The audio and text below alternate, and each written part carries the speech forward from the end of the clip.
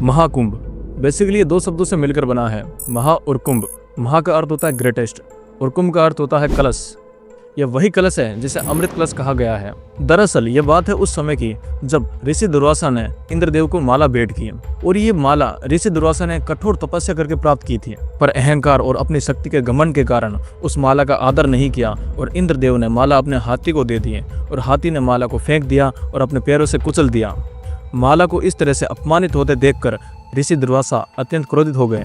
उन्होंने इंद्रदेव और समस्त देवताओं को श्राप दिया, तुम्हारा ऐश्वर्य, शक्ति और वैभव नष्ट हो जाएगा, तुम अपने साम्राज्य और शक्ति को खो दोगे, तुम्हें असुरों से पराजय का सामना करना पड़ेगा। इस घटना के कारण देवताओं ने अपनी सारी शक्ति खो दी और असुरों ने स्वर्गलोक पर अपना कब्जा कर लिया।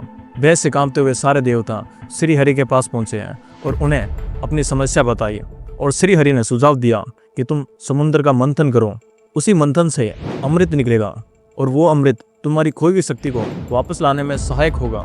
लेकिन समुद्र का मंथन करना इतना आसान नहीं था, क्योंकि इतना बड़ा क्षीर सागर और इसका मंथन केवल देवता नहीं कर सकते थे। तो सबसे पहले देवताओं ने असुरों के साथ संधि की, लेकिन संधि करने के बाद भी अनेक समस्याएं थी, जैसे मथानी, रस्सी, ये कहाँ से लेके आए। तो सारे असुर और देवता भगवान शिव के पास पहुंचे और अपनी समस्या बताई। तो भगवान शिव ने कहा कि तुम मंदराचल पर्वत को मथानी के तौर पर इस्तेमाल कर सकते हो और नागराज वासुकी को रस्सी के तौर पर इस्तेमाल कर सकते हो। फिर असुरों और देवताओं ने मंथन शुरू किया। काफी देर मंथन करने के बाद मंदराचल पर्वत समुद्र में धंसने लगा।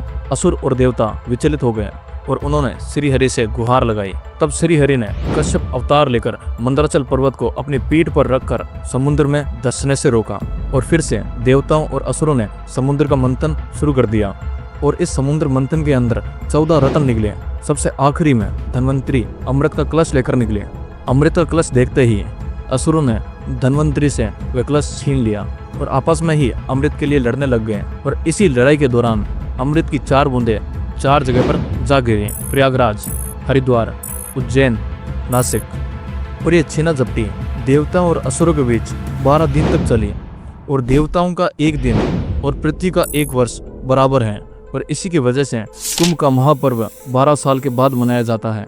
ऋषि दुर्वासा के श्राप के कारण सारे देवताओं ने अपनी शक्ति खो दी थी और सभी को चिंतित देख श्री हरि ने मोहनी रूप में अवतार लिया। उस विश्व मोहनी रूप को देखकर असुरों तथा देवताओं की तो बात ही क्या, स्वयं ब्रह्मज्ञानी कामदेव को भस्म करने वाले भगवान शंकर भी मोहित होकर उनकी ओर बार बार देखने लगे। जब असुरों ने उस सुंदरी को आते देखा तो वे अपना सारा झगड़ा भूल गए और उसके आकर्षण में खो गए और उसी मोहनी अवतार ने देवताओं को अमृत पिलाया, जिससे उनकी खोई हुई शक्ति वापस उन्हें प्राप्त हो गई।